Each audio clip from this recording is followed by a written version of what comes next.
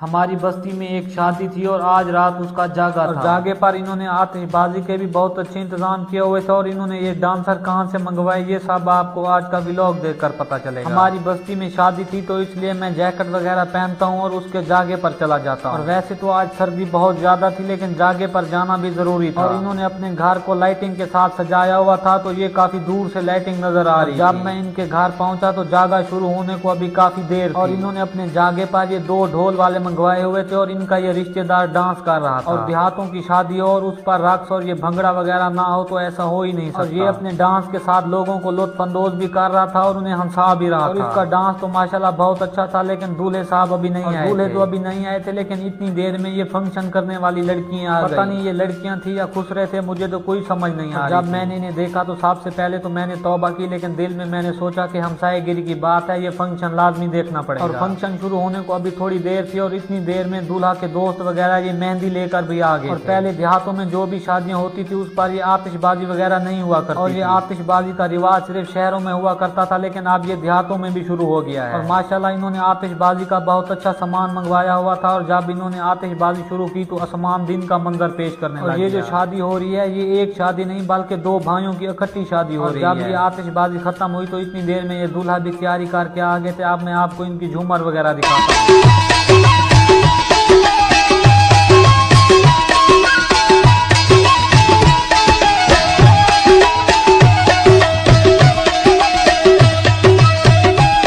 मेहंदी तो खत्म हो चुकी थी लेकिन दूसरी मेहंदी अभी आनी थी, इसलिए ढोल वालों को और दूल्हा साहब को लेकर हम बस्ती से बाहर चले आए। देहातों में जब भी शादी होती है कोई बंदा दिल में यही नहीं सोचता कि कौन सरायकी है या कौन पंजाबी है। यहाँ देहातों में जो लोग जिंदगी गुजारते हैं वो रंग, नस्ल, कौम और फिरके से हटकर अपनी जिंदगी गुजारते हैं। इंसान की जिंदगी में सबसे बड़े इख्तलाफ भी इन्हीं चीजों की वजह से होते हैं। और ये वाली जो मेहंदी लेकर आए थे ये दूल्हे साहब के कजन और रिश्तेदार वगैरह। जब तक आपके अपने शादी की खुशियों को 4 चांद ना लगाएं तब तक शादी की खुशियाँ फीकी लगती और ये जितना दूल्हे के रिश्तेदार वगैरह थे ये दूल्हे को अपना रिश्तेदार नहीं बल्कि अपना भाई समझकर इनकी खुशियां कर रहे थे। पहले वाली जो मेहंदी हम लेकर आए थे वो तो घर के बिल्कुल साथ ही लेकर आए थे लेकिन ये मेहंदी लेने के लिए हम काफी दूर आ गए थे। और जब हम दूल्हे को लेकर वापस घर पहुंचे तो इसका इस्तकबाल सबसे पहले इन अनारों की रोशनी में किया गया। यहाँ पर तकरीबन 5 से 6 अनारों को इकट्ठा रखकर उसे आग लगा। शादी की खुशियां करना हर किसी के नसीब में नहीं होता बल्कि ये दूल्हे के अपने नसीब में लिखी हुई होती है। और मैंने बहुत सारे ऐसे दूल्हा देखे हैं जो इतना अमीर होने के बावजूद भी अपनी शादी की खुशियों से महरूम रहे। ये दोनों दूल्हा साहब घर वापस आ चुके थे, अब फंक्शन शुरू होने का टाइम हो चुका था। और जैसे ये फंक्शन शुरू हुआ और इस औरत ने डांस शुरू किया तो मैं एकदम हैरान रह गया। और मुझे तो ये समझ नहीं आ रही थी कि ये औरत है या खुसरा है। और आप लोग कमेंट में जरूर बताइएगा कि ये औरत थी या खुसरा था।